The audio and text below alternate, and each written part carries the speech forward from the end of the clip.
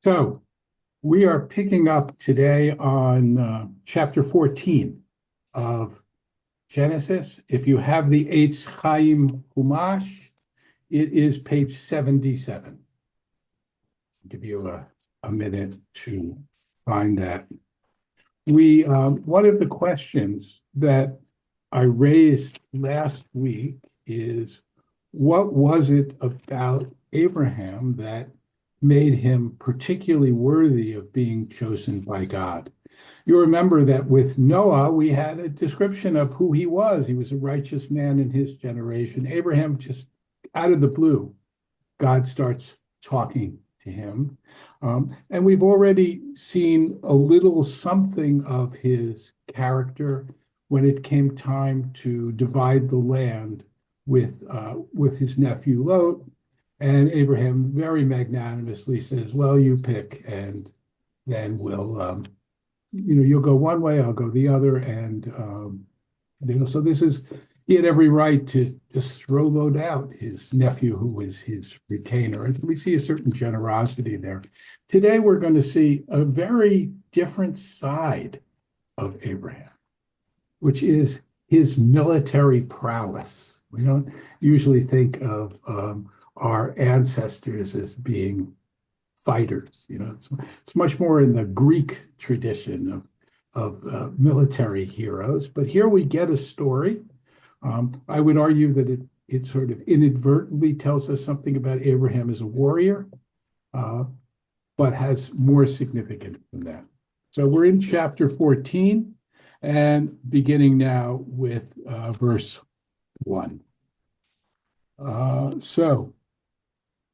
Behibi me Amraphel Melech Shinar. It was in the time of King Amraphel of Shinar, Arioch of Elasar, Chadalam Omer of Elam, and title of Goyim.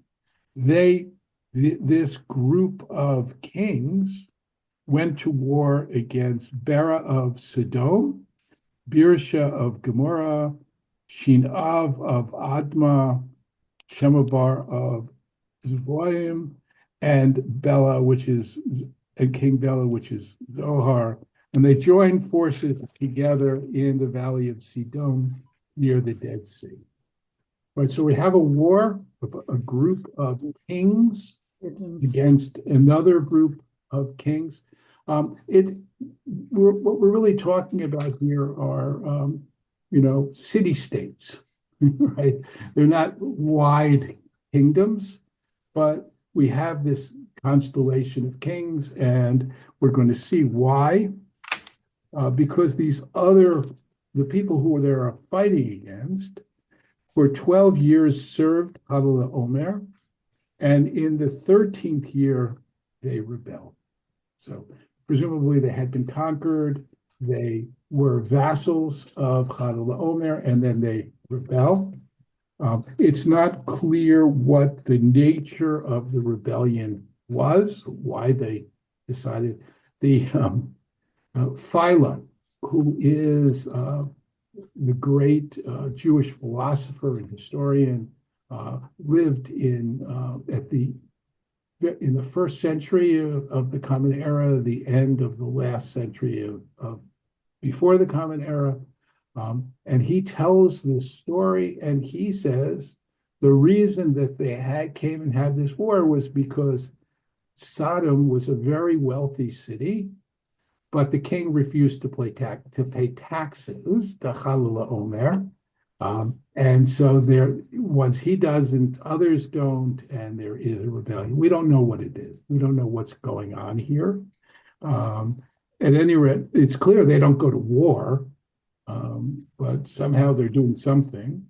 And so King Hadal Omer and the kings who were with him come, and they defeat the Rephaim at Ashtarot, Kinaim, and the Zuzim at Ham, and the Emim at Sheva Karnaim, and the Horites in the hill country. So they win a great victory. And on the way back, they come to Ein Mishpat, which is Kadesh, and they subdue the territory of the Amalekites, and the Amorites. All right. And then the king of Sodom, the king of Gomorrah, the king of Admah, the king of Zulaim, the king of Bela, which is Zohar, went forth and engaged them in the valley of Sidon. Right. So we have here, they're going out after all of this conquest, they're going out, and we have this battle of 4 kings against 5 kings.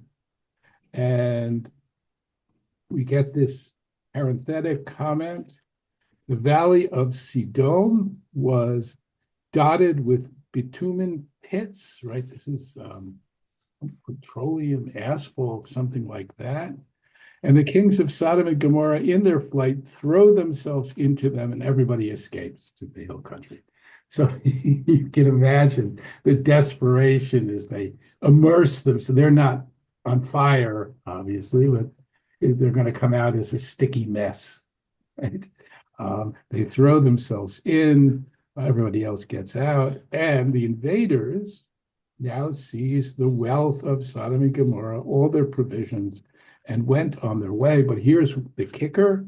They take Lot, Abraham's nephew, and his possessions, for as we knew, he had settled in Sodom. So he gets caught up in this war and is taken captive.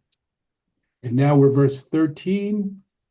V'yavo hafalit, and a fugitive comes. This is a theme that you see throughout the Tanakh. A fugitive who comes and delivers the message. And in this case, he gives it to Abram ha-Ivri, to Abram the Hebrew. And this is the first time that we see this term, Ivri, or Hebrew, used in the Torah. The first time that Abraham is identified as such. And it's really not clear what it means. Some scholars think it's related to a people known as the Hipiru, but it's not at all clear. Ivri, the root is avar, which is to pass over. Abraham did come from outside, right? First from Ur Kasbim, his family came, and then also from Haran. And so maybe this is Abram the outsider. Maybe it's a reference to the fact that he is a resident alien in the land of Canaan. He does not own any property. It's very hard to know. But he is simply given this title that he is the Hebrew. And then, of course, many generations later, I went to Hebrew school. So I got that connection. Anyway, and he was there. Where was Abraham? He was in the terebinth of Mamre, the Amorite. So he was with Mamre, who's the kinsman of Eshcol and Abner, who were Avram's allies. So he is there with his friend, and he has allies. And when he heard that his kinsman had been taken captive, he musters his retainers born in his household, that is both in his household and outside, numbering 318, and they go in pursuit. So back to this idea of Abraham's character. And we get here, we're going to see certain characteristics which become central to the Jewish people. And this is the mitzvah of Pidyon Shvuim, the mitzvah of redeeming captive. And we know this full well in our own time when we think of the people who are held captive in Gaza and the extraordinary efforts that are being done to redeem them, to get them out. This idea that the Jewish community has a responsibility to every Jew, which has traditionally been a hallmark of the Jewish community. We see it for the first time here. And Jews have gone to extraordinary, over the millennia, to extraordinary degrees to redeem captives. You can sell a Torah scroll in order to get the money to redeem a captive.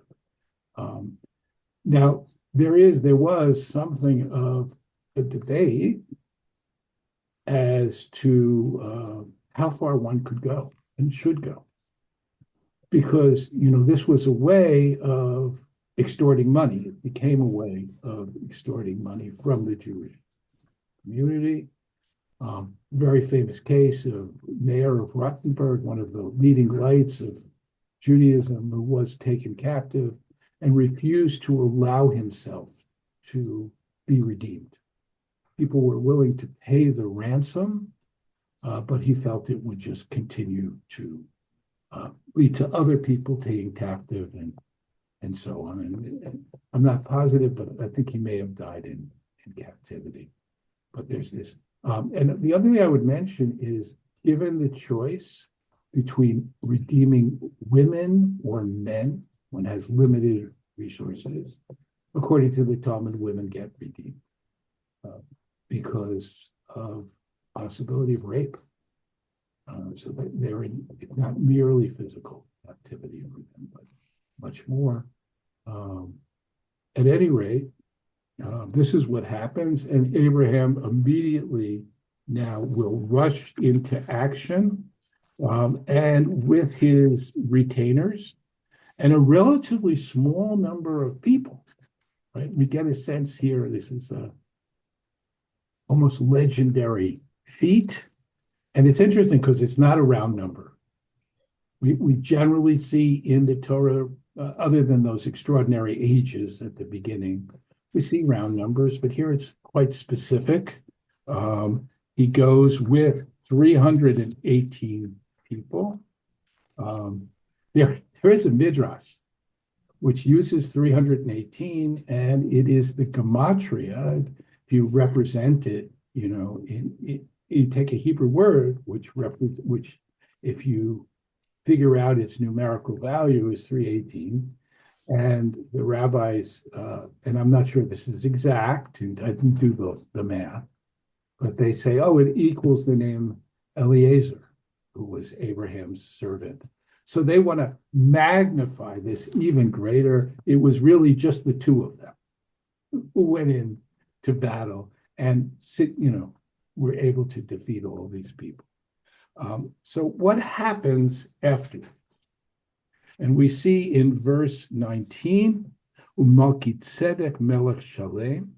Malkitzedek, the word actually means righteous king, right? Melech and Tzedek.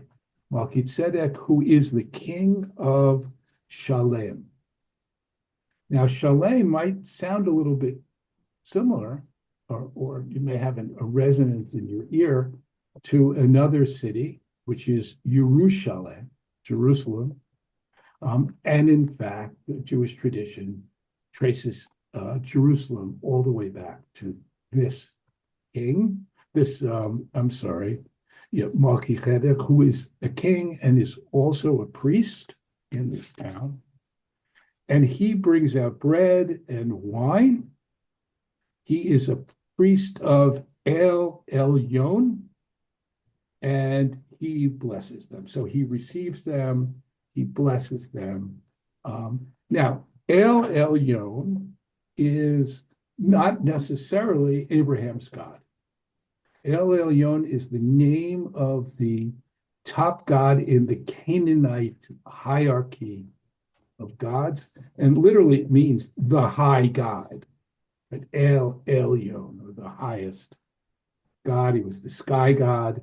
And Melchizedek is a servant, a priest to El Elyon, and he blesses him, and he says, "Blessed be Abram of God Most High, Creator of heaven and earth, and blessed be El Elyon, who has delivered your foes into your hand." So, big welcome that Abraham gets in Shalem. And what does Abraham do? He gives them a tithe from the spoil, from the booty that they have taken in this war, 10%. And this idea of tithing, that how much do you give of what you have? 10% is, of course, runs through the whole Jewish tradition. It becomes something later on. Jews become landowners where it's a requirement for them to give periodically 10%.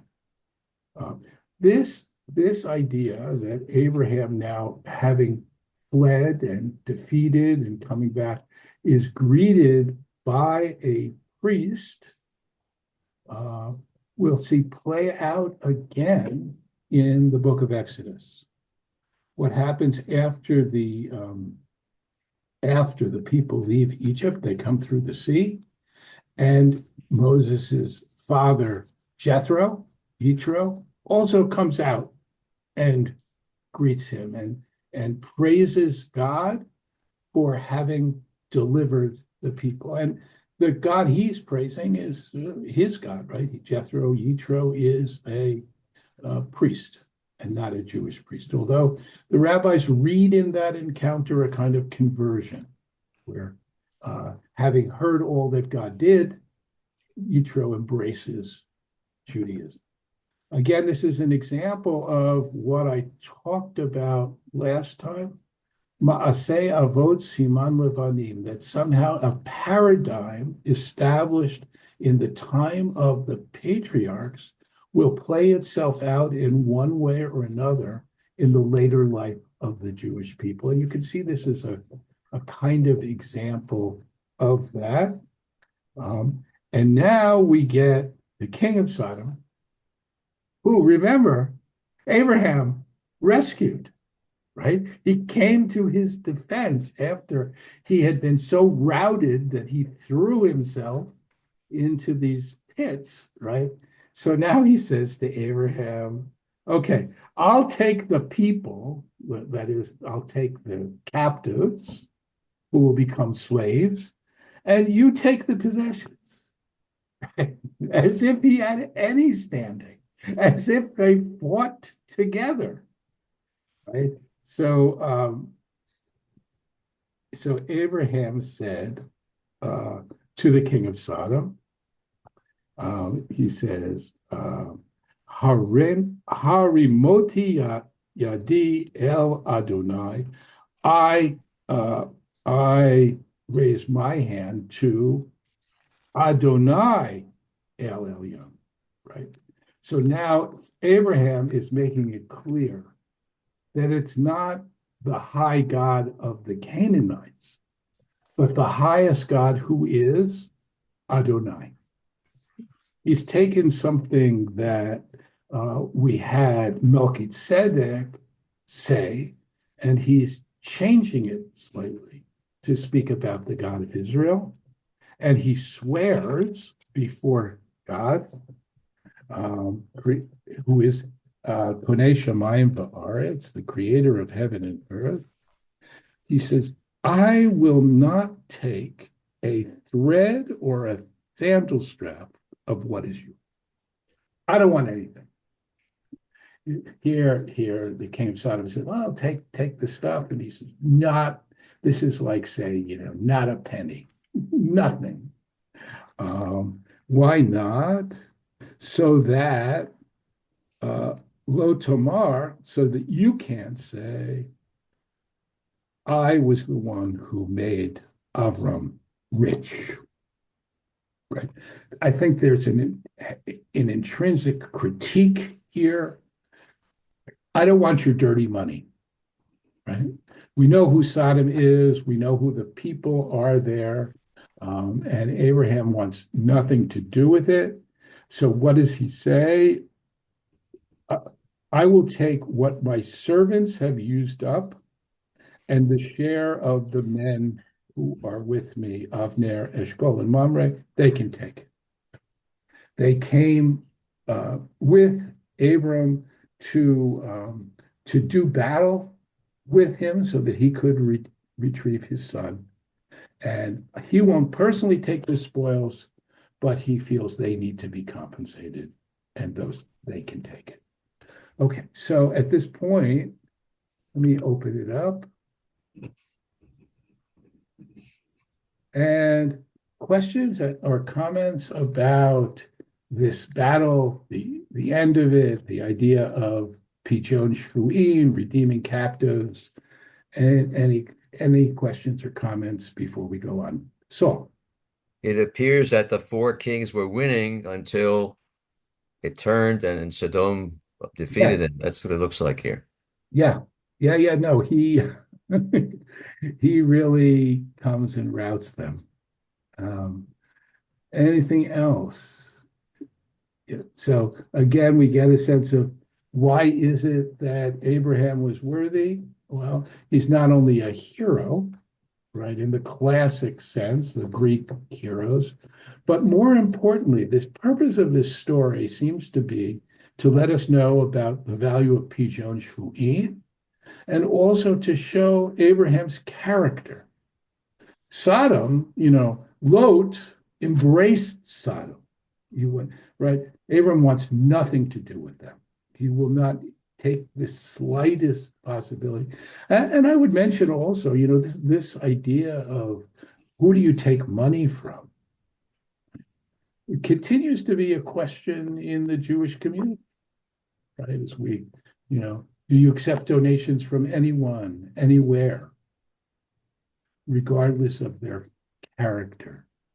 You might remember, some of us remember back in the day, named Boski, the financier who manipulated the markets, went to jail. Anyway, he had given a tremendous amount of money to the Jewish Theological Seminary and dedicated their library, and then they took his name off of it. I don't know if they returned the money or what they did, but there is that sense of not wanting to be enriched, not wanting to have money like that. Okay, we're going to go on unless there's anything else. So let me turn to chapter 15. And then Ahar HaDevarim Ha'eleh. Now, the translation is sometime later, but it literally means after these things. So in general, we say about the Torah, the rabbis say, and I think there's good reason to say it, Ein mukdamu mu'uhar b'Torah, meaning the events in the Torah are not necessarily related in chronological order. We can't say this came before this or this came before that, and we have examples, particularly in the book of Exodus, but examples where it doesn't make any sense to see it in chronological order. So there are places where it's important for us to see it in chronological order. And in those places, and we're going to see another one, very important, before we come to the Akedah, the binding of Isaac. But here, what's important, I think, is what does God say to him? He says, Al tira Avram anochi magen lach, right? Don't be afraid. I will protect you, and your reward will be great. So it's odd in a way. Abraham just won this huge battle. So God says, "Oh, don't be afraid. I'll protect you." Well, I think the sense of it is, if Abraham is afraid, he's afraid of retribution. Will they come after him now? That this will be a cycle, really, of war. And God says, don't worry, I'll protect you and I will give you a great reward. And Abraham responds, Adonai Elohim, ma titenli, what could you give me, God? Va'anochi holech hariri. I will die. I literally go childless. And the idea is I will end my life without any children. Uben meshech beiti u demeshech Eliezer.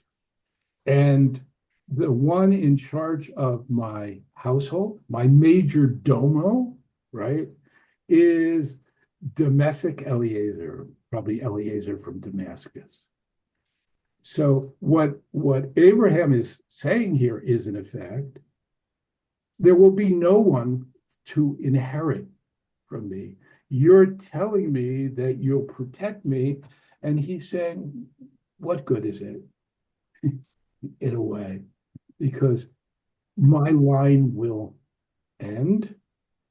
And God comes to him and he says in verse 4, that one will not be your heir. None but your own issue will be your heir. So God says, no, no, no. Don't worry about that. You will have a child. And then he says, Habita na hashamayma, look to the heavens, count the stars if you can. And clearly he can, right? And he says, there, ko yez arecha, thus or this will be your offspring. And Abraham vehemin badonai. So Abraham believes in God, or probably trusts in God is a better word. And God, v'yachshuveha lo litzdaka. He reckons it to his merit, he credits him. So here we see that Abraham really in some ways had lost faith, or felt, God, thanks, but doesn't matter. And God promises him, and this is very similar to the promise that we saw earlier, your descendants will be like the dust of the earth. This is perhaps literally a little more elevated. It's the sky rather than the earth, but it's the same sense. And now God says to him, Ani Adonai asher hotziticha me'ur kasdim. I am Adonai. So Abram knows that he's Adonai. This is a declaration. It's a formal declaration that God is making to Abram. And the phraseology here should be very similar to another one, which you undoubtedly know, which is the prologue to the Ten Commandments. Name the Lord your God who brought you out of Egypt. I am Adonai who brought you from Ur Kasdim, right? Latet lecha et haaretz hazot.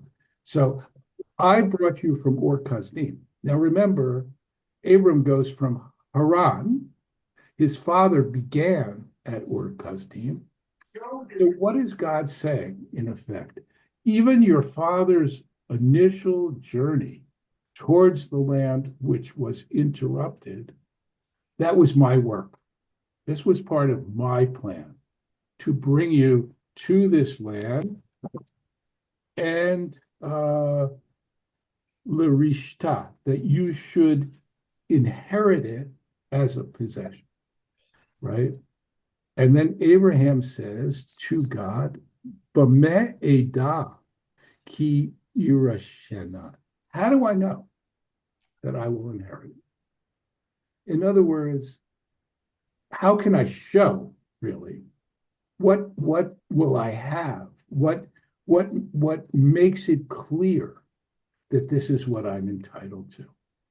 And God now suggests to Abraham, okay, we're going to make a treaty between the two of us, a brit, a covenant. And in this case, God will actually, as it were, sign on the dotted line. And we get this very odd, very ancient ceremony called the covenant between the pieces. And I would say, before we look at it, this is not unusual in, ancient Canaanite tradition. People in the ancient Near East used to make covenants like this. And so what did he do?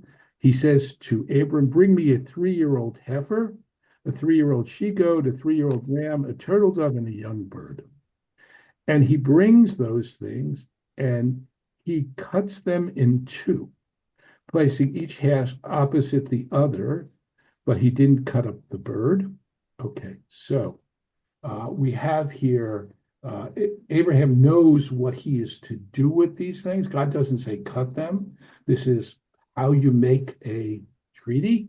And the idea of cutting things in half seems to be you're essentially saying, may what these birds happen, what would happen to these animals happen to me if I do not keep my end of this. We'll see what is Abram's end of it. But at any rate, so the sun is, so birds of prey come down on the carcasses and Abram drives them away. It's an interesting detail. Alter, in his translation, mentions the word, these aren't really birds of prey. They're vultures, right? Because they're really after the dead carcasses. At any rate, the sun is about to set, and Tardema nafla al Avram.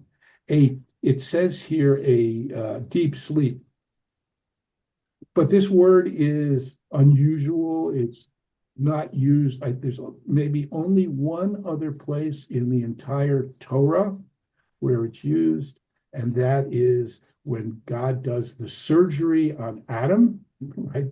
God is the anesthetist who Adam to go into a tardema before God removes the rib, which now God will fashion into Chava, into Eve. So here too, this is as monumental as that. And what happens? God now declares in verse 13, Yadoa Teda, you will note, and here it is knowing in the deepest sense, you will surely know that your offspring will be strangers in a land not theirs, right? And they will be enslaved and oppressed for 400 years. So God is saying, Abraham says, how will I know that this is mine, that I will inherit it? And God says, well, actually, it's not going to happen right away. First, your offspring will be enslaved for 400 years, a very round number. 400 is the number which connotes transition, just as 40 days and 40 nights that the world was flooded, 40 days and 40 nights Moses is on the mountain. The period of enslavement is described differently elsewhere as 420 years, and in one case, over 200 years. Here, it's going to be 4 generations. It's hard to know exactly what this means. But then, right, after they're enslaved for 400 years, I will judge this people in verse 14, and you will go, you'll go out with great wealth. That is your ancestors, your descendants, I'm sorry. And you, but you, I think, it says as for you, but I would read it as a but, will go to your fathers in peace and be buried at a ripe old age. So this is not going to happen for a long, long time. You, Abram, are not actually going to inherit this land right away, nor will your descendants have that inheritance right.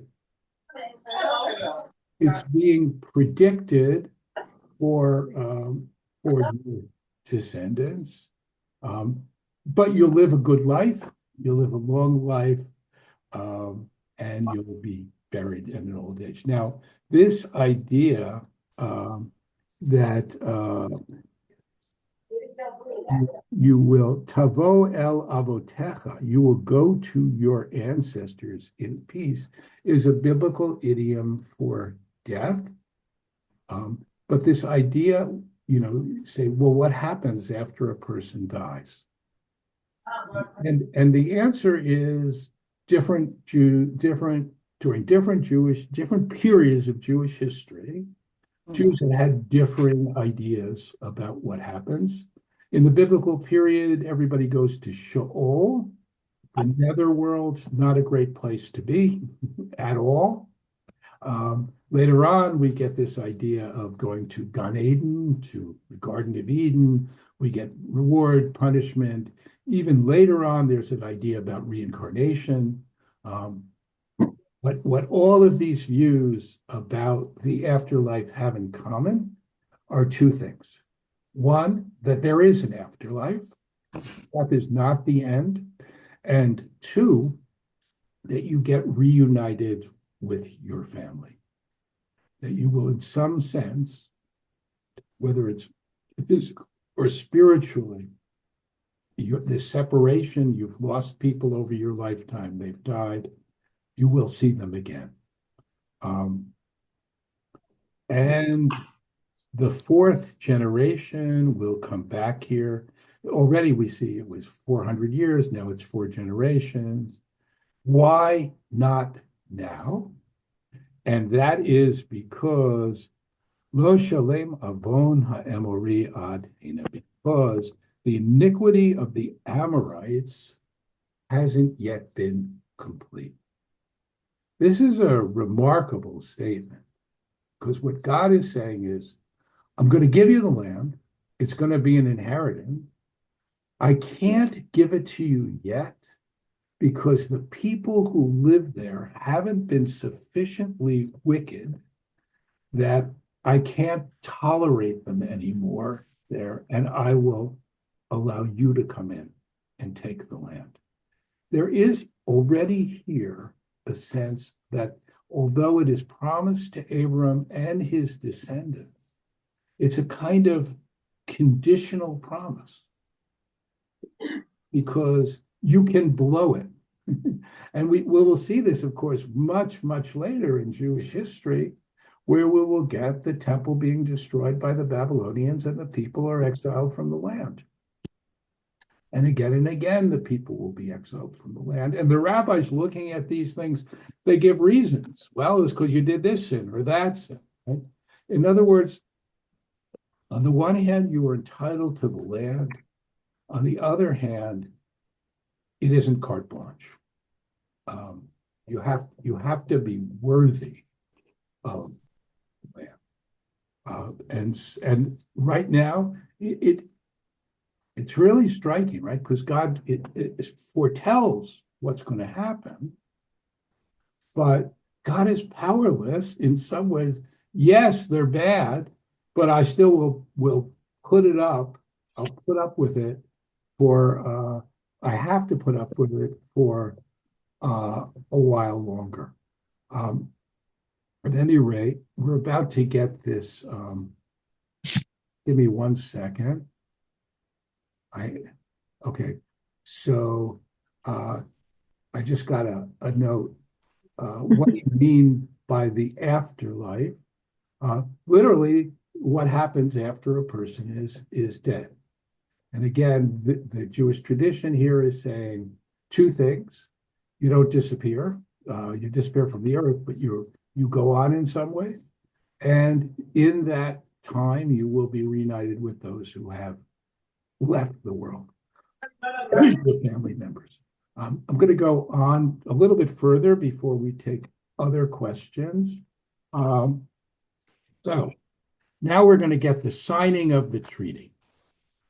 The sun had set, and it's very dark, and there appears a smoking oven and a flaming torch that passes between the people.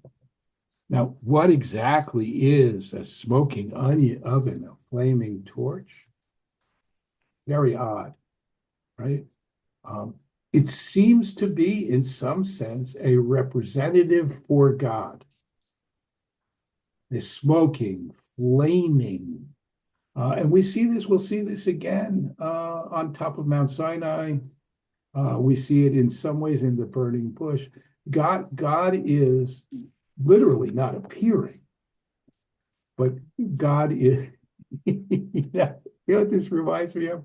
It reminds me of when you have a document and you e-sign it. You affix your signatures online somehow. You're not really there signing, right? So God is signing this covenant. And it says it is a brit, right? It is a covenant. And God says, to your offspring, I assign this land from the river of Egypt, the great river Euphrates, the Kenites, and all the people who are there. It will be your land. Now, all we have to assume here is, what does Abram owe God? To continue to believe in God, to be devoted to God. We're going to see a second covenant very shortly. And in that, we'll see Abram does do something. Here, it seems to be very unilateral. Okay, I'm going to stop at this point and welcome your questions. Anything about what we looked at here in terms of God promising to protect Abram and this brit? Barry, go ahead. Well, I'll say this facetiously, but perhaps the smoking fire pot and blazing torch was a drone. Perhaps it was a drone, what we would call a drone today. Yeah, well, who knows? Or maybe the drones that are seen are covenants that God is making. I don't know that God needs drones. No. Or rather, God is being represented, moving between these pieces. Sandy, go ahead. So, excuse me, I have two things. One is, it doesn't say, but I have to assume that the animals were killed. It says they were divided. Yes, clearly. It doesn't say. They're cut in half. He says, if you look at verse 10, right? He brought him all these and cut them in two. Abram. Where were they? I mean, is that the killing? I'm sorry? By cutting in half, is that killing? Yes. Abram cuts them in half, separates them, and now the parties to the treaty, in this case it's God because it's a unilateral treaty, pass between these, severed halves of the animals. Mm-hmm. So you take a live animal and just cuts it in half. Yeah, it's no longer alive. Yeah, but I mean, to kill an animal in a way that it's not in pain that's not the way to do it. One presumes that the animal, as you say, it doesn't say, but my assumption is the animal is slaughtered and then the carcass is cut. Mm-hmm. I don't think that Abraham literally goes from head to toe in order to kill the animals. So, and you're right to point it out. It doesn't say he killed them. It simply says he cut them. Something else? I don't hear you. Oh, okay. My internet went down. But can you hear me? Yeah. Okay. So it also says that the birds of prey came down on the carcasses. Right. The 400 years that God tells Abraham is going to happen, doesn't that contradict free will? I mean, God knows what's going to happen. Yes. How is that explained? Right. So God, it's a very odd thing, this whole idea of what God knows and free will. Human beings are free to make choices, but God knows the outcome of those choices. God doesn't determine the outcome, but God seems to be aware of the outcome. So I'll use a model, which is not quite accurate, but it's suggestive, right? Let's say you have a coin, and you throw it up in the air, and it comes up heads or tails. And every individual choice could be either one. You could throw it 10 times and get 10 heads, but unlikely. And if you throw it 1,000 times, it's going to be very close to 500 and 500, right? But individual choices can't be predicted. You cannot, even after 900 tosses, and you still can't, even almost all of them were beheads, you can't say, well, this one, right? So there's a sense we can foresee the outcome, but individually could be either way. And that it's a metaphor that I like to use in terms of it. Rabbi Akiva in Pirkei Avot says, right, all is foreseen, but free will is given. And I think that's what we have here. Okay. Thank you. Anything else, Barry? And if you Yes, could, just one observation, about the Amorites. When Abraham is given the news about his nephew Lot, he's with an Amorite. He's on the land, yeah, I mean, they're there. All these people are and there. he seems to have a very good relationship, apparently. Yeah, that's true. And it's not going to be until much, much later that the people are going to come in. And, there is this idea that conquering the land and taking what God has promised is a mitzvah. It doesn't necessarily have to do with whether you would have good relations with the people or not. From the point of view of the Torah, the fear is that they will tempt you into idolatry. In some ways, maybe your relations will be too good. You'll intermarry with them. And this becomes a real, the Midianites do this when they're in the wilderness. And so when it comes to conquering the land, it's not about your relationship. It's about taking possession of what was promised to you and then making sure that the other people are not there so as to tempt you away. Now, we know as a matter of fact that they did get tempted. You look at Jewish history after the conquest and so on, it becomes a continuing problem. Okay.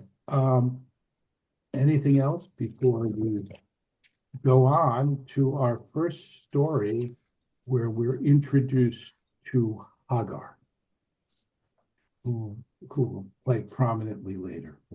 So far, what we know about Abram, let's see where we are. We actually have very little time, but we'll get it started.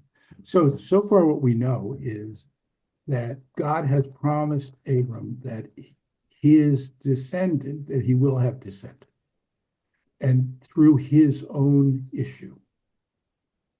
We're going to see a little later that promise is not just through his own issue, but specifically through his wife, Sarai. But at this point, that promise isn't clear. And so we'll see what happens. We're told again that she had no children. And we knew that already all the way back before we find out about Abram. She is characterized as childless, barren, and she wants to do something about it. So she has an Egyptian maidservant who is Hagar. That's her name. Maidservant, slave, not clear, but she says to Abram, this is her first speaking part in the Torah. She says, look, God has closed my womb. So go to my servant, my maid, and perhaps I will have a son. And literally, Ibana is be sunned through, or have a son, through her, Bimena. Vayishma Avram l'kol Sarai. And Abraham heard Sarah's words. Now, the word hearing here is heeded her request. It's like Shema Yisrael, hear, O Israel, right? It is more than just hearing. It is hearing that is acted upon. To say that he heard her means he heard and did what she said, right? So this idea that a woman could give birth through a surrogate, we see not just here, but we're going to see it actually extensively in the story of Jacob, right? And we're given a description here. So she then takes Hagar, and we're told again who she is, Hagar the Egyptian. And Abram had been dwelling in Canaan for 10 years, and she gave her to Abram as a concubine, and he cohabits with Hagar, and she conceives. And when she saw that she had conceived, her mistress, that is Sarai, is lowered into in her esteem. So she has a kid. Sarai is still barren, and she is now unhappy. She is also, her status has been elevated. If you look at it's not clear in the English, but if you look at verse 3, Sarai, Abraham's wife, took her maid Hagar, right? There is Shivchata, her Shivcha, her maid, after Abraham had dwelled in the land for 10 years, and gave her to Abraham as, it says a concubine, but look at the Hebrew. Esalo leishta. She gave it to him as a wife. In other words, Hagar, who was her maid, has now been elevated to a status similar to the status of Sarai. And unlike Sarai, who is barren, she gets she lords it over her. Well, still no children, Sarai? Too bad. Abraham and I will be playing with our child. And she conceives, and Sarai says to Abraham, he says, the wrong done me is your fault. This is remarkable, right? I mean, whose idea was this? Right? As if, well, yeah, I offered it, but you didn't have to take me up or something like that. And you just get, this is kind of displaced anger. She says, I put my maid in your bosom. Now that she sees she is pregnant, I am lowered in her esteem. The Lord decide between you and me. Abram says to Sarai, your maid is in your hands, right? And he now is referring to her as your maid. A moment ago, we heard about her being Isha, but given all this, Abraham said, no, she's your maid. Do what you want. And Sarai treats her harshly. Now, we're going to stop here. We'll pick up next time with this, but I do want to say something about Sarai's harsh treatment. And I want to emphasize that Hagar is an Egyptian. Very clearly stated again and again. And what was Sarai's experience in Egypt? You recall that Abraham said, well, they're going to kill me, they'll take you, so say you're my sister. She is taken into Pharaoh's house. We don't exactly know what happens, but Pharaoh is plagued and they go out. And I it's not in the text, but it seems to me that this harsh treatment. And we'll see it again after he's born. This harsh treatment, in some ways, may be, it's sort of a response to what happened to Sarai, where Hagar, yes, she's lording it over her, but it seems to me that there's a bit more to it than that. Again, not in the text. I'm going to open it up for final questions or comments. Hold on 1 second. Any final questions or comments? Saul, go ahead. Yeah, there's a couple of versions here. I was reading it in the Hertz. One version is that Hagar treated Sarah disrespectfully. The other version is that Sarah gave Hagar a lot of work that that she piled work on her, and so you have these two different dichotomies. Yes, I mean, this is all midrash. Yeah. All we know for sure is she didn't treat him well. How did she do it? It's interesting that midrash that she worked her, right? And remember, this is an Egyptian, and what will happen in Egypt is that they will, it will be avodah kasha. The Egyptians will work the Israelites. So I think that if the midrash is in some sense alluding to that and being influenced by it. Anything else? Yeah. Is there any reference to kashrut? No. No. There is no. The first time. I mean, kashrut right now is for all human beings, and it has to do with when you eat meat, don't eat the blood.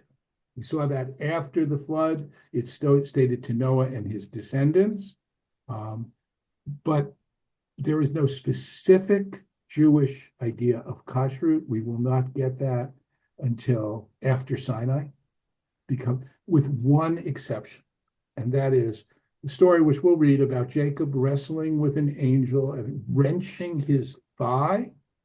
And then there's a statement in the Torah, from that day on, Jacob's descendants did not eat from this. And what chapter is that in?